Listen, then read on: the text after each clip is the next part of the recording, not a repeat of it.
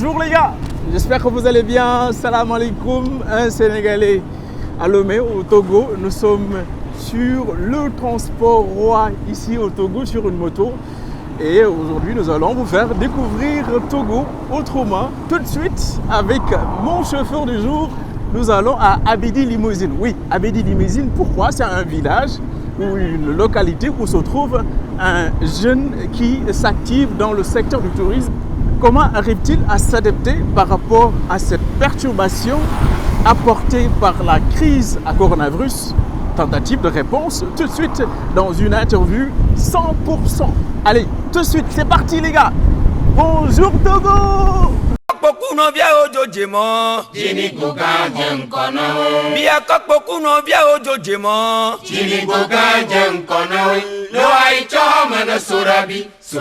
Ici au Togo, le nombre de visiteurs a connu une chute exceptionnelle avec 481 706 touristes en 2020 contre 946 376 en 2019, soit une baisse de plus de 49% selon les statistiques publiées par le ministère du Tutelle.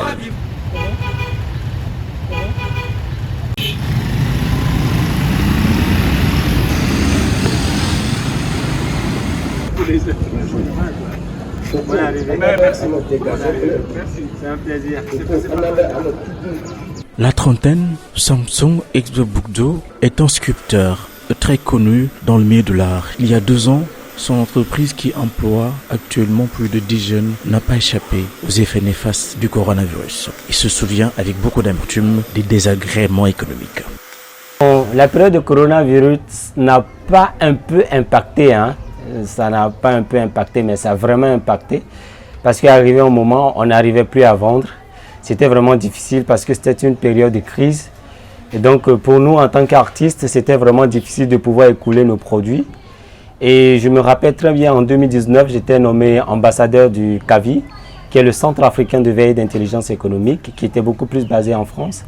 Et donc normalement, j'avais eu une invitation pour faire une tournée avec cette institution internationale, mais malheureusement, avec la Covid-19, je n'ai pas pu saisir cette opportunité et bien d'autres œuvres normalement qui devaient être écoulées sur le plan national, mais faute à cause de cette crise-là, c'était encore vraiment très difficile.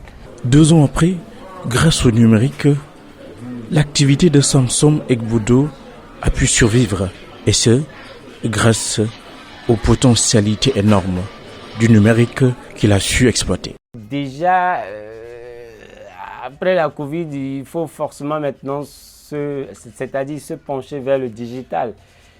Aujourd'hui, nous sommes à l'ère du digital et avec le digital, on arrive à avoir des clients. C'est-à-dire que vous, ce n'est pas forcément de sortir. On avait dit à l'époque de rester chez vous. Et avec le digital, maintenant, j'arrivais à garder une relation avec mes clients. Et donc, ça m'a permis d'abord de fidéliser mes clients et de créer une nouvelle clientèle. Donc, voilà comment, après la Covid, j'ai réussi quand même à vraiment m'adapter à cette situation-là et de me relancer avec le digital. Nous sommes en train de produire des postes téléphones. Ce sont des postes téléphones en bois. Voilà, nous sommes à l'ère du digital et on s'est dit pourquoi pas, ce sont les postes téléphones aujourd'hui qui sont en plastique qui repolluent encore notre environnement. Donc dans notre mission, dans notre engagement de toujours réaliser des œuvres, on s'est dit pourquoi pas ne pas réaliser des postes téléphones, mais des postes téléphones qui sont en bois, qui sont 100% biodégradables. Donc voici un peu, voici.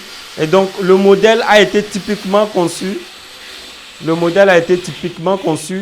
En vieux parchemin, parce que lorsque vous remarquez, c'est du vieux parchemin et c'est ce que nos ancêtres utilisaient à l'époque en laissant des commandements et tout ça. Donc c'est un parchemin, c'est un livret qui est déroulé en fait. Donc c'est un peu ça. Avant, il n'y avait pas l'internet. Aujourd'hui, on a l'internet. Et donc le modèle a été conçu pour dire qu'on est fier du fait qu'aujourd'hui au moins, c'était vraiment difficile de faire des affaires à distance. Mais avec l'internet, avec le téléphone aujourd'hui, on arrive à faire beaucoup de choses et que notre premier outil de travail aujourd'hui, c'est le téléphone. Ça, c'est une canne qu'on a réalisée aujourd'hui, c'est pour un client. Donc ça, c'est l'aigle en fait. Donc c'est comme un cadeau d'anniversaire qu'il est en train d'offrir à un aîné pour lui souhaiter longue vie. Vous-même, vous savez déjà l'aigle, ce que l'aigle signifie déjà. Donc voilà. Donc ici, c'est l'atelier.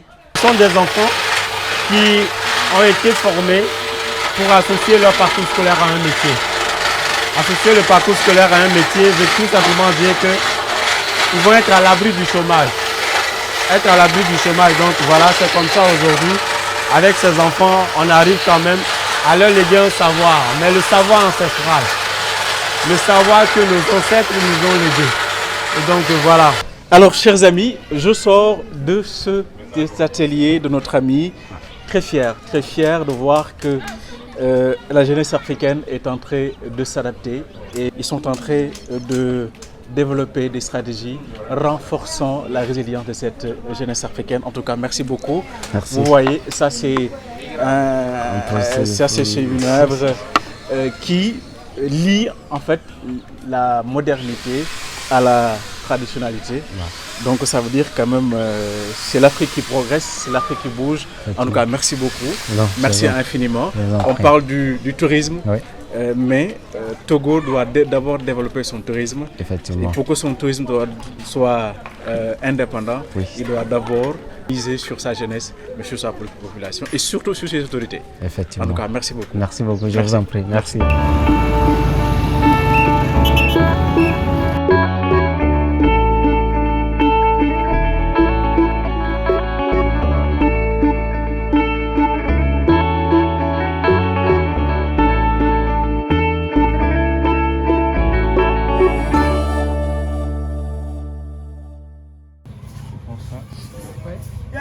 Je mets ça. Voilà. Exactement.